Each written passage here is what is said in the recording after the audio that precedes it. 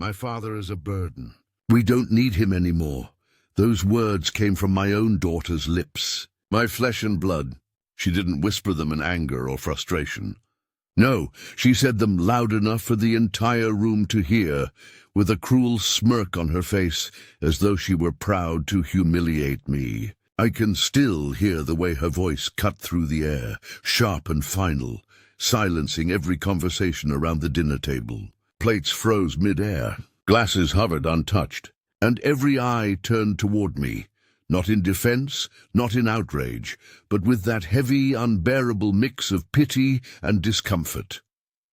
I had been mocked before in life, but never like this, never by her. My daughter, the girl I raised with my own 2 hands, the one I sacrificed for, had declared me useless, worthless, before family and strangers alike. Her words landed like blows, each one tearing at my chest, leaving me gasping for breath. For a moment, I wanted to shout back, to remind her of every sleepless night I spent at her bedside when she was sick, every dollar I saved to give her the life she wanted, every dream I buried so she could chase hers. But the words wouldn't come. They stuck in my throat like ashes, and all I could do was sit there, silent, humiliated, staring down at the table as she laughed. The room was so quiet after her outburst that even the clink of her spoon against her plate felt deafening. Nobody spoke. Not one person came to my defense. My brother shifted uncomfortably in his chair. My niece avoided my gaze. Even my so-called friends at the table just sipped their drinks like nothing had happened. The silence stung almost as much as her words. It told me something I had been too blind or too hopeful to see. Maybe they all agreed with her. Maybe they all saw me as nothing more than a burden. That night I went home alone. My house, once full of warmth and laughter, felt colder than it ever had before. I sat in the dim light of my living room, staring at the old photographs on the wall, smiling faces from birthdays, holidays, vacations, all moments when I believed family meant something. My chest ached, not just from the words my daughter had spoken, but from the realization that those smiles might have been illusions all along. She didn't respect me. She didn't value me. To her, I was disposable. But as the hours passed and the clock ticked past midnight, something inside me shifted.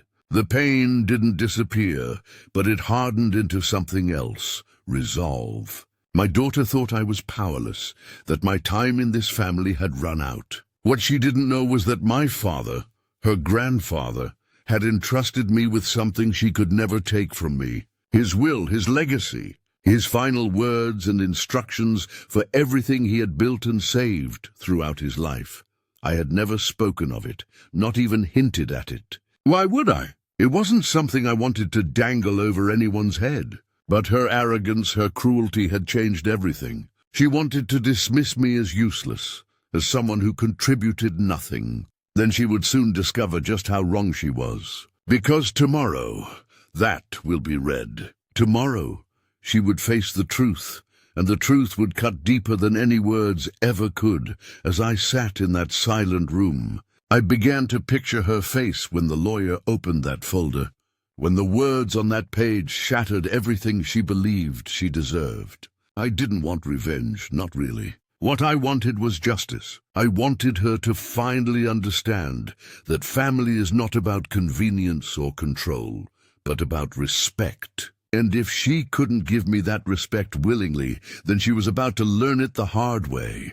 The next morning, I woke before dawn. I hadn't slept much, but I didn't feel tired. I felt alive, more awake than I had in years. I looked in the mirror and saw something in my own eyes that had been missing: a fire. My daughter thought she had humiliated me, but she had actually freed me. Freed me from staying silent. Freed me from carrying her disrespect in silence. And most importantly, she had set the stage for the moment that would change everything.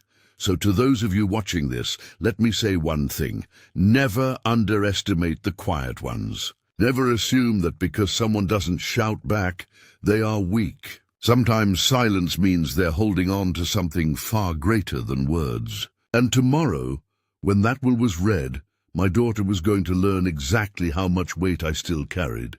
The next day began with a strange heaviness in the air, as though the universe itself knew something monumental was about to unfold. I dressed carefully that morning, not in anything extravagant, but in clothes that carried dignity, an old but neatly pressed suit that once belonged to my father. As I buttoned the shirt and adjusted the tie, I thought of him. He had always believed in quiet strength, in speaking less but meaning more. He was the kind of man who didn't need to shout to command respect. And though my daughter mocked me now, I knew my father's blood ran in my veins. Today his voice would echo through me. The lawyer, Mr. Henderson, had arranged for the will to be read at his office. Neutral ground, he said. A place where emotions could be tempered by formality. But I knew emotions couldn't be restrained that easily, not when greed was involved. And my family, for all their polite smiles and whispered condolences, had been circling like vultures ever since my father's passing. My daughter, most of all, she believed everything he had built was already hers. She wore that assumption like a crown.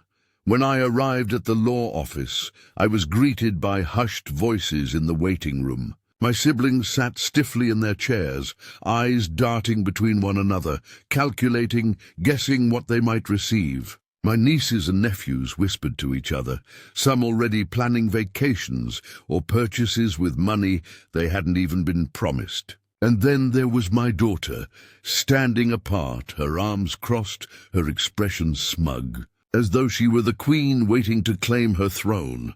Her eyes met mine, and for a moment I saw that same coldness from the night before. The memory of her words, "We don't need him anymore," still rang in my ears. But I didn't flinch. I didn't lower my gaze. I simply nodded politely and took my seat. The strength I carried inside me seemed to unsettle her, if only slightly. I noticed her brow furrow, her lips twitch, as though she expected me to be hunched over in defeat. But not today. Mr. Henderson entered the room, his presence calm yet commanding. He carried a leather folder thick with documents, the kind that seemed to weigh more than paper ever should. The chatter died immediately. All eyes turned to him. Even my daughter straightened, her arrogance momentarily replaced by anticipation. "Thank you all for coming," Mr. Henderson began, his voice steady, his tone professional. "I know emotions are still raw, and I ask for your patience and respect as we go through your father's final wishes." Patience and respect. Two words my daughter had abandoned long ago. As the lawyer continued, laying out the process, I found myself watching the faces in the room more than listening to the legal formalities. My brother's knee bounced nervously. My sister clutched her purse like it contained her future. My daughter leaned forward, her eyes sharp, almost predatory, ready to snatch at every word that hinted at wealth or property. It was a gallery of greed, each expression telling its own story of desire and entitlement. And yet, beneath all that hunger, I sensed something else, a quiet disbelief that I was even there. They had written me off. To them, I was the forgotten son, the weak father, the burden, the man without influence or power. They had no idea what I carried inside me, no idea that my father had trusted me more than any of them. Mr. Henderson opened the folder, and the soft sound of paper sliding free seemed to echo like thunder in that silent room. He adjusted his glasses, glanced at me briefly, and then began to read. My heart pounded, but I kept my face calm. I wanted every detail to strike them with the force of truth, unclouded by my own reaction. My client, your father, left behind detailed instructions for how his estate should be divided, Henderson said. And in his words, not mine, he wished to make his intentions clear, without question. The room leaned in collectively, the air growing tighter, thicker. My daughter grinned faintly, as though she had already won. But I sat back, still, knowing that her smirk would not survive the words that were about to be spoken. This was the moment. The stage was set. Every ounce of mockery, every whisper of disrespect, every dismissive glance, they would all come back to her now. The will wasn't just paper. It was my father's voice, his legacy, his truth. And the truth doesn't bow to arrogance. I could almost feel his hand on my shoulder, steadying me, reminding me to stay calm. Because when the words came, when the revelation struck, it wouldn't be my anger or my pride that shattered their illusions. It would be justice, and justice, when it arrives, is always louder than mockery. The lawyer's voice carried through the room, like a steady drumbeat, each word sinking into the tense silence. Kevin Anderson sat motionless, his back straight, his hands folded calmly on his lap. On the surface he appeared unshaken, but inside his pulse quickened. He had known this moment would come, but nothing could fully prepare him for the sight of his family squirming under the weight of his father's final words. "Your father was a man of great discipline and foresight," Mr. Henderson began. "He believed that what he worked for should be respected, preserved, and never taken for granted." Kevin glanced around the room. His brother shifted in his chair, suddenly looking uncomfortable. His sister bit her lip, fidgeting with the strap of her handbag. And his daughter, Sandra, sat forward with a slight smirk tugging at her lips, as though she already knew her name was about to be called in triumph. Henderson continued, "In his will, your father made specific provisions for each of you, but he was also clear about rewarding loyalty, respect, and responsibility." The smirk on Sandra's face widened. She leaned back in her chair and crossed her arms, as if daring the lawyer to get on with it. She had spent weeks boasting to others about how much she stood to inherit. In her mind, the house, the savings, the land, it all belonged to her. Kevin knew her arrogance well. He had endured it for years, but he also knew that her certainty would soon crumble. "First," Henderson read, "to my daughter Margaret, I leave a collection of family heirlooms, items of sentimental value. May they remind her of the history we share, and of the roots from which we all came." Margaret nodded slowly, though her eyes betrayed disappointment. She had clearly been expecting more than old jewelry boxes and faded photographs. "To my son Robert," Henderson continued, "I leave a financial gift in recognition of his contributions to maintaining the family business in its earlier years. Though our paths grew apart, his work in those days was not forgotten." Robert straightened in his chair, relief flickering across his face. A modest smile appeared, though Kevin noticed it quickly faded when the figure was read aloud, a sum far smaller than Robert had hoped. The air in the room grew tighter. Sandra's smirk faltered, replaced by a flicker of impatience. She tapped her fingers against her leg, glancing around as though silently declaring that the best was yet to come, her part. "And now," Henderson said, pausing just long enough to make every heart beat faster, "we come to Kevin Anderson." All eyes turned to him.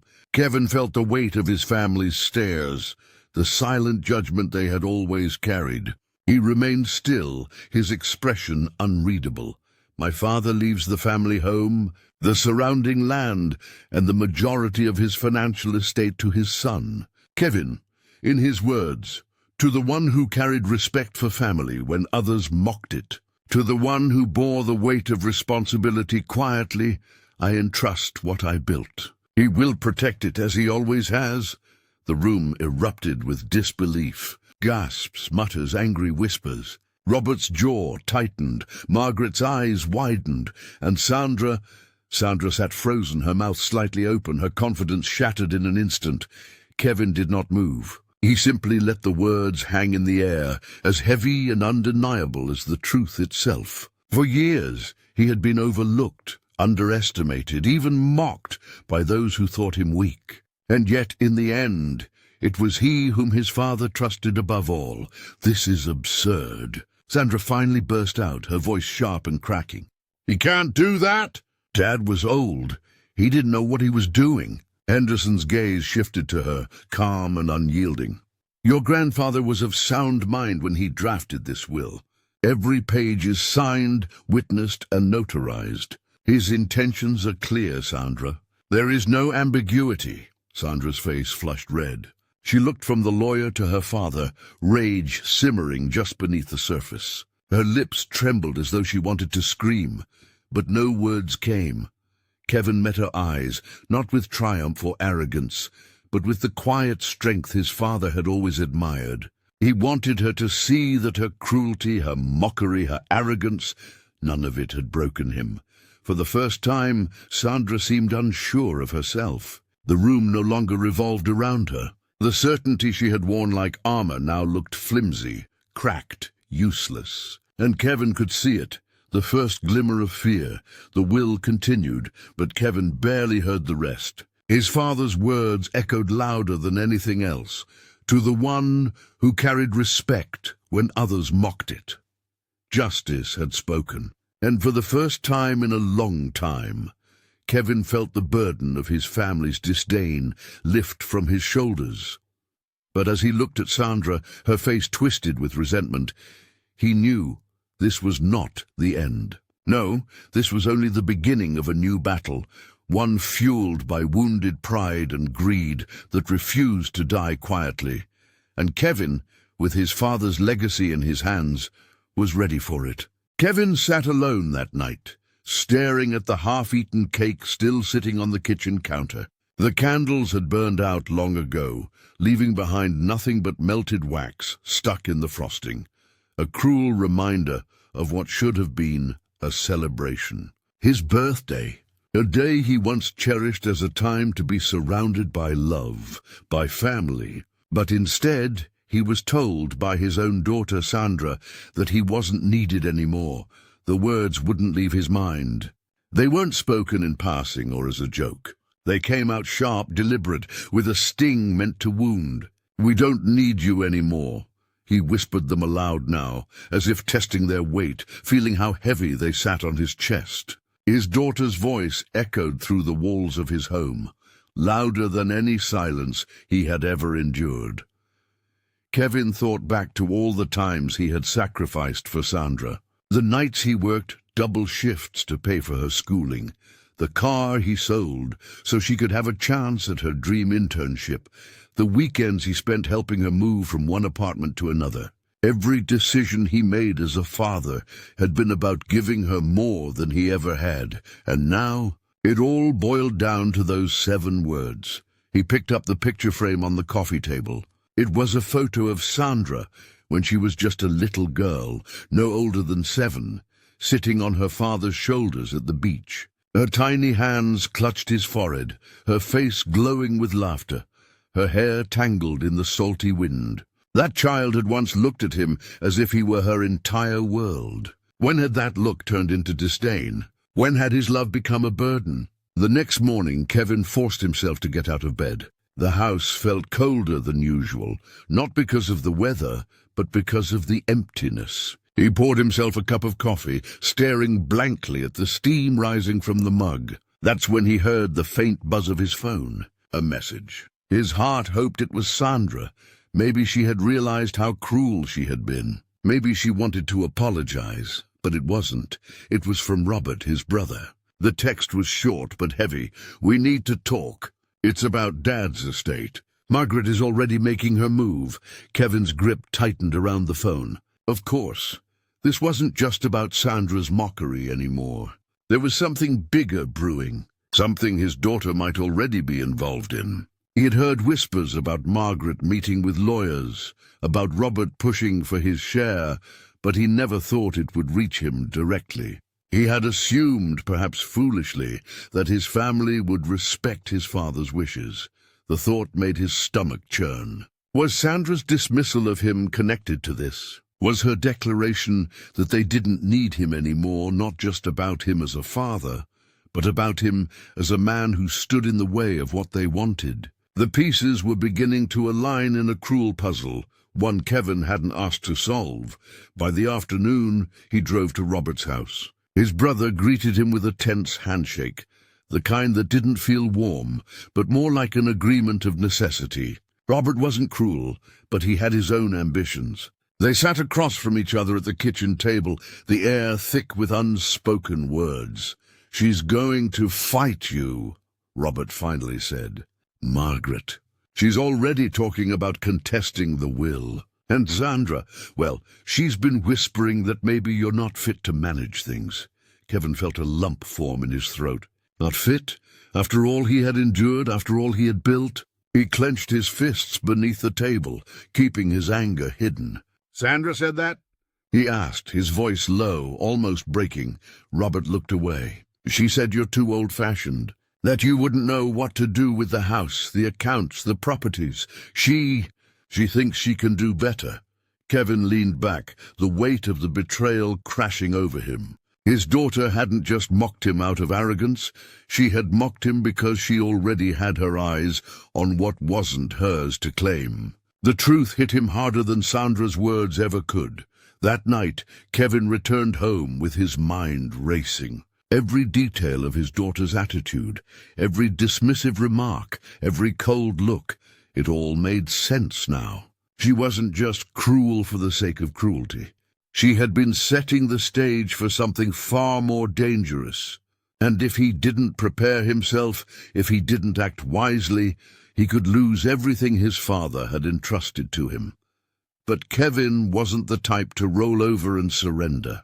He had been underestimated his whole life, first by peers, then by siblings, and now by his own daughter. And each time he had found a way to stand taller. He poured himself another drink, sat at the kitchen table, and stared at the papers Robert had given him. This was no longer about hurt feelings. This was war, one fought not with fists, but with resolve, strategy, and truth. And in that moment, Kevin made a silent promise to himself. If Sandra wanted to see him as weak, if Margaret wanted to see him as irrelevant, then he would show them both that the man they underestimated was the one they should have feared the most. The following days felt like a blur for Kevin. The words from Robert's kitchen replayed endlessly in his mind. She said, "You're not fit." They weren't just words anymore. They were a knife in his back, delivered by the very person he had loved more than anyone else. Sandra, his daughter, his pride, was now the one leading the whispers against him. Kevin tried to focus on his daily routine, but every small detail reminded him of what was at stake. Walking past the beach house stirred a mix of anger and heartbreak. That house wasn't just property. It was a piece of his father's legacy, the place where holidays had been spent, where laughter once bounced off the walls. To think Sandra wanted to rip it away, to claim it for herself, felt like erasing everything his father stood for. He spent long evenings at his desk, combing through old documents, bank statements, and letters his father had left behind. Kevin was no lawyer, but he knew the importance of preparation. If his family was going to attack, he needed to be armed with more than emotions. He needed proof, clarity, and a way to show them that their greed would not win. One evening, as Kevin flipped through a folder of paperwork, he noticed a letter from his father tucked away between old tax records. The paper had yellowed with age, but the handwriting was unmistakable, firm, deliberate, with his father's signature flourish at the bottom. Kevin's hands trembled as he read the words, "Kevin, you are the one I trust. Not because you are the eldest, not because you have the most, but because you understand the value of what we built. Protect it and protect yourself." It was as if his father had foreseen this moment. The reassurance hit Kevin like a wave. Tears welled in his eyes, but behind them burned a spark of determination. If his father believed in him enough to write those words, then Kevin had no right to back down now. Meanwhile, Sandra's moves became bolder. Kevin began hearing from neighbors and family friends that she had been visiting the beach house, walking through it as if it were already hers. She spoke openly about plans to renovate, even mentioning to some that she'd considered putting it on the market. The audacity cut deep. One afternoon, Kevin drove by the beach house unannounced, only to see Sandra standing on the porch with Margaret. The two of them laughed together, sipping coffee as if they were already celebrating their victory. Kevin parked down the street, watching from a distance, his heart pounding in his chest. He wanted to storm up the steps and confront them, to demand answers, but he knew better. Confrontation without strategy was a weakness, and weakness was exactly what Sandra wanted him to show. Later that night, Kevin received another text from Robert. "Sandra and Margaret are pushing harder. They're saying you can't handle the responsibilities. You should meet with a lawyer, Kev. Don't wait too long." The words stung, but they also lit a fire in Kevin. He poured himself a drink, sat at the kitchen table, and stared out the window at the dark ocean waves crashing against the shore. His daughter's mockery had been cruel enough, but this was betrayal on a scale he hadn't imagined. She wasn't just dismissing him as a father. She was trying to erase him as a man, to strip him of his role in his own family's history. For years, Kevin had been the quiet one, the one who sacrificed, who endured, who carried burdens without complaint. But now, as the clock ticked past midnight, he felt something shift inside him. He was tired of being quiet, tired of being overlooked, tired of being mocked. He opened his laptop and began searching for the best estate attorneys in the county. If Sandra and Margaret wanted a war, then they were going to get one. But this time, Kevin wouldn't be walking into battle alone. He would come prepared, backed by the law, by documents, by truth. As he closed the laptop, Kevin's reflection in the darkened screen caught his eye. The lines on his face, carved from years of hard work and sacrifice, no longer looked like signs of weakness. They looked like armor. He wasn't just a father anymore. He wasn't just the man his family mocked. He was a fighter with everything to lose and everything to prove, and as the night stretched on, Kevin whispered to himself, almost like a vow, "You wanted to see me broken, Sandra, but the next time you see me, you'll see the man who refuses to be destroyed." Kevin sat in the lawyer's office the next morning, the smell of polished wood and leather filling the room. The attorney, Mr. Daniels, was a sharp man in his early 60s, with eyes that seemed to read people before they even spoke. Kevin handed him the folder of documents he had spent nights combing through, along with his father's handwritten letter. As Mr. Daniels flipped through the pages, nodding occasionally, Kevin felt the knot in his stomach tighten. He hated being here. He hated that his daughter's betrayal had driven him to this point. But as he watched the lawyer's steady hands and calm demeanor, he felt the smallest flicker of hope.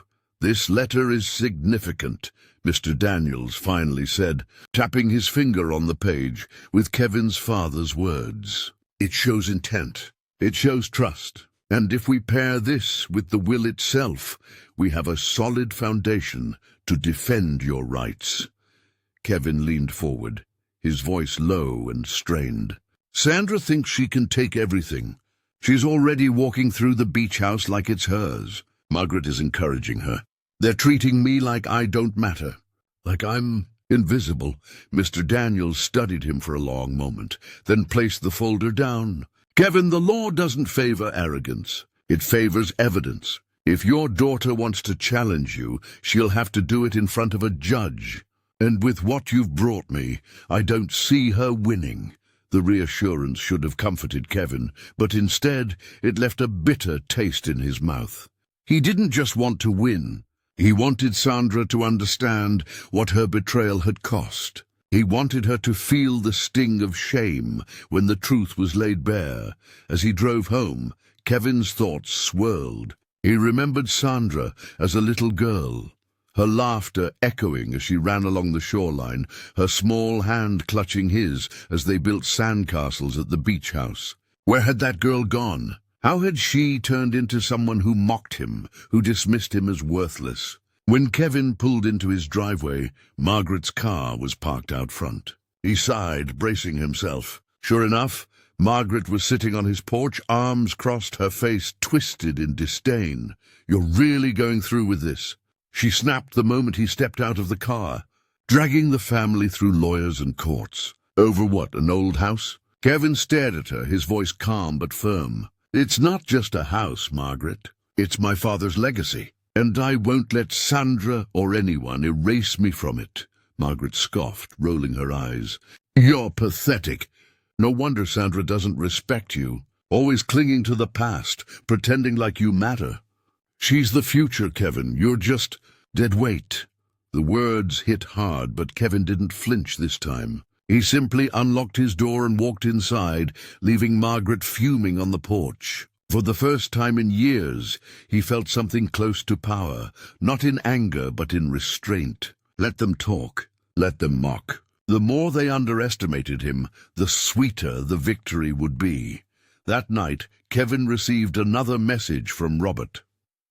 Sandra is planning to call a meeting with the family. Be ready. She thinks she's about to win. Kevin set his phone down slowly, his chest heavy with both dread and anticipation. He poured himself a glass of water and stood by the window, watching the moonlight shimmer over the ocean. Sandra thought she had outplayed him. She thought her mockery had left him broken and weak. But she had no idea that Kevin was already preparing his counterstrike. The next day, Sandra arrived unannounced. Her heels clicked against the wooden floors as she strutted into Kevin's living room. Her chin tilted high. She didn't even wait for him to invite her in. "Dad," she began, her voice laced with false sweetness, "we both know you're not capable of managing the estate anymore. Margaret and I have talked it over, and it makes sense for me to take control now. You'll still have a place here, of course, but it's time you let go." Kevin studied her, saying nothing at first. Her confidence was almost astonishing, as though she believed her words alone could strip him of everything. Finally he spoke, his voice calm and deliberate. "Sandra, you may think you've already won, but there are things you don't know. And when the time comes, you'll see just how wrong you are." For the first time, a flicker of uncertainty crossed Sandra's face. She quickly masked it with a laugh, tossing her hair back. "We'll see, won't we?" she said, before turning on her heel and leaving. As the door closed, Kevin exhaled slowly. The battle lines had been drawn, and though his heart ached at the thought of fighting his own daughter, he knew there was no turning back. In the quiet of the room, Kevin whispered again the words his father had once written, "Protect it, and protect yourself," and this time Kevin was ready. The living room buzzed with tension the day of the so-called family meeting. Sandra had sent out the invitations herself, telling everyone it was time to clarify the estate situation. Kevin arrived early, not out of eagerness, but because he wanted to feel the room before the storm broke. The house was his father's old one, filled with memories of Sunday dinners and holidays, but tonight it felt like a courtroom, each relative waiting to take their side. Margaret was there first, perched in the corner with her arms folded, lips pressed into a thin line of disapproval. Robert arrived soon after, offering Kevin a faint, encouraging nod. A few cousins, who rarely showed up for anything, were suddenly present, their eyes alight with curiosity and the scent of gossip. And then Sandra swept in, dressed sharply, her hair perfectly styled, her heels clicking like a judge's gavel against the hardwood floor. She carried a folder under her arm, her expression cool and commanding. Kevin felt a stab in his chest. She looked so much like her mother in that moment, confident and calculating. "Thank you for coming," Sandra began, her voice clear and practiced, as if she had rehearsed in front of a mirror. "This family has been drifting in uncertainty ever since Grandpa passed, and it's time we fix that."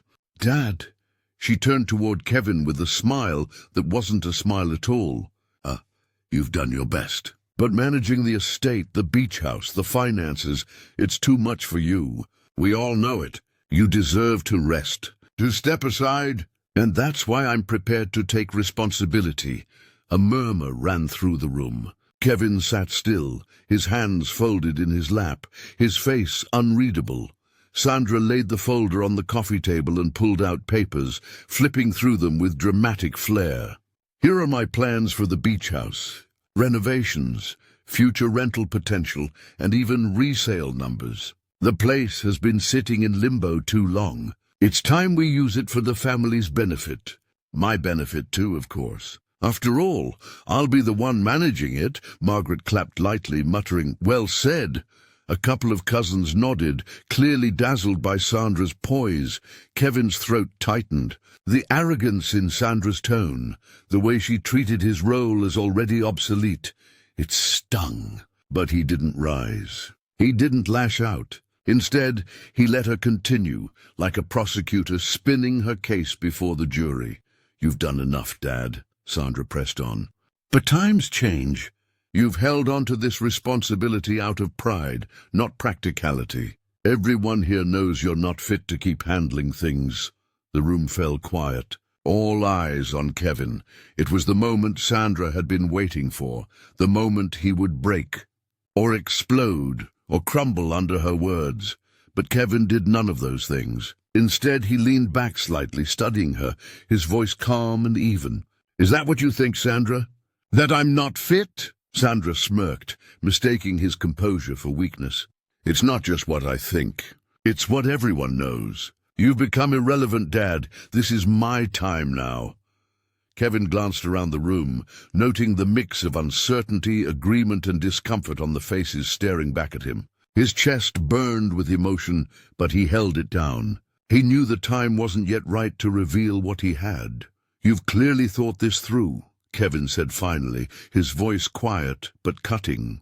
"You've prepared your papers, your speeches, your arguments. But Sandra—" He leaned forward, meeting her eyes, his tone sharpening. "And the truth isn't decided by who talks the loudest. It's decided by what's real. And when the time comes, you'll find out what's real." The flicker of doubt returned to Sandra's face. She quickly covered it with another laugh, shaking her head. "Still clinging to your dignity, huh? That's fine, Dad, but you can't stop what's coming. I've already spoken to the others, and they're on my side. This is as good as done." Kevin didn't argue. He didn't shout. He simply sat back silent again, letting her words echo in the room. Every second that passed, Sandra seemed more desperate to fill the silence, as though his refusal to break the silence unnerved her more than any outburst could. Finally, Margaret interjected, her tone sharp. "He's being stubborn, Sandra. You're right to step in. This family needs new leadership." Kevin's jaw tightened, but still he said nothing. Not yet. His lawyer had told him, "The right moment matters. Don't reveal your hand too soon." As the meeting wound down, Sandra declared, "We'll make it official soon. Everyone will see how much better things will be under my control." Kevin rose slowly to his feet. His expression was calm, but his eyes carried a quiet fire. "We'll see, Sandra," he said softly. "We'll see." The room went silent as he walked toward the door, his figure steady, unshaken. Sandra watched him leave, her smirk wavering ever so slightly, though she quickly straightened her shoulders and turned back to the others. Outside, Kevin inhaled deeply, the cool night air filling his lungs. His heart was pounding, but not from fear, from resolve. Sandra thought she had won, but she had no idea what was waiting for her. The will, the letter, the truth, and the lawyer at his side, and Kevin was more than ready to use them. The day of the formal gathering arrived, called under the pretense of finalizing estate matters. Sandra had taken the lead in organizing it, spreading the word that she was taking control. Her confidence was palpable. She strutted through the house as though the walls already bore her name. Margaret shadowed her like a second voice of authority, whispering encouragement, fueling the fire. Kevin, however, walked in quietly, carrying nothing but a calm expression. To anyone watching, he might have looked defeated, like a man about to surrender his claim. But inside, his resolve was steel. He wasn't alone this time. Right behind him walked Mr. Daniels, the lawyer, his presence commanding attention the moment he entered the room. The murmurs began immediately. Cousins glanced at one another. Robert raised an eyebrow, hiding a faint smile. Sandra's confident stride faltered for a split second before she forced her smirk back into place. "Dad," Sandra said with false cheer, her tone sharp enough to cut glass, "you didn't tell me you were bringing company." Kevin met her eyes, his voice level. "Some matters require clarity, Sandra. And clarity is exactly what Mr. Daniels provides. The lawyer set his briefcase on the table, snapping it open with deliberate precision. Papers rustled, and the sound alone silenced the room. Sandra laughed nervously. "There's no need for theatrics. We all know the truth. Dad can't handle this anymore. He's admitted as much." "I've admitted nothing," Kevin said firmly, his voice carrying more strength than anyone expected. "But go on, Sandra. Tell them what you think the truth is." Sandra straightened her shoulders. "The beach house, the estate, it all needs fresh management. Dad is outdated. It's my time now. That's the truth." A few heads nodded, some out of loyalty, others out of intimidation. Margaret leaned forward with a satisfied smile, as though Sandra had already won. Mr. Daniels adjusted his glasses, then spoke for the first time, his tone calm but edged with authority. "Actually, the truth is not what's spoken the loudest. It's what's written. And I have here the documents your grandfather left behind. The will in particular makes his intentions very clear." The air grew heavy. Sandra's smirk twitched. "We've seen the will. It leaves everything to Dad, but he's not capable of handling it." Mr. Daniels shook his head slowly. "You've seen part of the will, but what you haven't seen, or perhaps chose to ignore, is this." He pulled out a separate envelope, its seal still intact. Kevin's breath caught. He had read it before, but hearing it read aloud would make it real in a way nothing else could. Mr. Daniels opened the letter and read aloud, his voice steady. "To my son Kevin, you are the one I trust to protect what I've built. Not because of age nor wealth, but because you understand its value. The beach house and the estate belong under your care. To anyone who tries to take it from you, know this was my choice, my trust, my legacy." The silence was deafening. Every pair of eyes in the room turned to Kevin. Sandra's face drained of color, her confidence shattering in an instant. Margaret's mouth fell open, her practiced superiority gone. Kevin sat still, but inside a storm of emotions raged. Relief, vindication, sorrow. He hadn't wanted this war. He hadn't wanted to fight his own daughter. But here it was, undeniable, his father's voice cutting through time to silence every accusation. Sandra stumbled over her words, her voice trembling. That doesn't mean he still can't." Mr. Daniels cut her off. "The will is legally binding. Your father's wishes stand. Kevin is not only fit, but also entrusted above all others. Any attempt to undermine that would be a direct challenge to the law. And I assure you, Sandra, the law will not be on your side." Murmurs rippled through the room again. But this time they carried a different weight, respect, shame, even a hint of admiration for Kevin. Robert caught Kevin's eye and gave the smallest of nods, as if to say, "Finally." Sandra's shoulders slumped. For the first time, her sharp tongue failed her. She looked at Kevin, her eyes searching for some sign of weakness to exploit, but all she found was calm strength. Kevin stood slowly, his voice steady, his words deliberate. "Sandra, you wanted to make me invisible. You mocked me, dismissed me, and told me I wasn't needed anymore. But the truth is this: I was trusted long before you decided I wasn't, and no amount of arrogance can erase that." Sandra's lips parted, but no words came. Margaret shifted uncomfortably, her face red with anger and humiliation. Kevin didn't gloat. He didn't raise his voice. He simply looked at the faces around him, his father's words still echoing in the room. And for the first time in years, he felt truly seen. The battle was over. The truth had spoken louder than mockery ever could. The room stayed quiet long after the lawyer closed his briefcase. The weight of his words still hung in the air like a final gavel strike. Sandra sat rigid, her face pale, her confidence shattered. Margaret stared down at her hands, as if searching for excuses she could no longer form. For once, their voices, so loud, so mocking, were gone.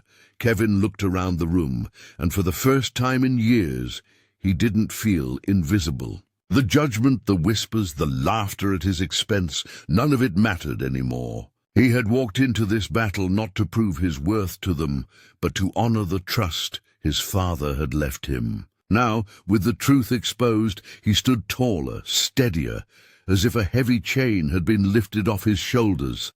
Sandra broke the silence, her voice trembling. "Dad, She stopped, unable to finish, her usual fire smothered by the reality she couldn't bend to her will. Kevin met her eyes, and for a moment he saw not the arrogant daughter who had mocked him, but the little girl he had once carried on his shoulders at the beach, laughing as the waves splashed her feet. A pang of sorrow struck his heart. He hadn't wanted to destroy her pride. He had only wanted her respect. "You wanted me gone," Kevin said softly, his voice even. "You said you didn't need me anymore. Maybe one day you'll realize that you don't measure a person's worth by what you think they can no longer give you. You measure it by the life they've lived, the sacrifices they've made, and the love they've shown." Sandra's lips quivered. She looked down, her arrogance crumbling, but she said nothing. Robert stepped forward, his voice cutting through the tension. "Kevin," he said, his tone steady, "you've carried this weight with dignity. You've been mocked, belittled, and pushed aside, yet you still chose to walk in with calm and strength. Today, you reminded all of us what true respect looks like." Margaret shifted uncomfortably at his words, and Sandra's cheeks burned with shame. Kevin nodded at Robert, but didn't linger on the praise. His eyes returned to Sandra. "I won't hold this house over you like a weapon, Sandra, but I will protect it, because it isn't just bricks and wood. It's memories, it's history, it's family. One day, if you learn to respect that, maybe you'll understand why I fought so hard." Tears welled up in Sandra's eyes, but pride kept them from falling. She turned her head, unwilling to let the room see her broken facade. Margaret placed a hand on her shoulder, but even her touch carried no power now. Kevin drew in a deep breath. He hadn't just won a battle for an estate, he had reclaimed his dignity. The man who had been mocked, who had been told he wasn't needed, had proven, without shouting or vengeance, that his presence was irreplaceable. Mr. Daniels closed his briefcase and gave Kevin a respectful nod. "Your father was right to trust you," he said quietly, before stepping out of the room. Kevin walked toward the door, his step steady. At the threshold he paused and turned back. The family who had once seen him as weak now watched him with a different kind of silence, not one of dismissal, but of recognition. "You may have tried to silence me," Kevin said, his voice firm, "but remember this, the truth will always outlast mockery. I won't be invisible anymore." With that, he stepped out, leaving behind the stunned faces, the shattered arrogance, and the echo of his father's words still ringing in the walls of the home that was, and always would be, his to protect outside. The air felt fresher, the sky brighter. Kevin closed his eyes for a moment, letting the breeze wash over him. It was more than victory, it was vindication. He had stood his ground, and he had won, and though Sandra's words still lingered, "We don't need you anymore," he knew the truth. He had always been needed. He had always been worthy. And nothing, not mockery, not arrogance, not betrayal, could take that away from him. So he walked forward not just as a father, but as a man who had reclaimed his voice, his dignity, and his place, because in the end, respect is not given, it is earned. And Kevin had earned it in silence, in patience, and in truth. And now it was finally his turn to be heard. If you were in Kevin's place, mocked and dismissed by your own child, would you have fought back the way he did, or would you have simply walked away? Share your thoughts, and don't forget to like, subscribe, and join me for more powerful stories of betrayal, respect, and redemption.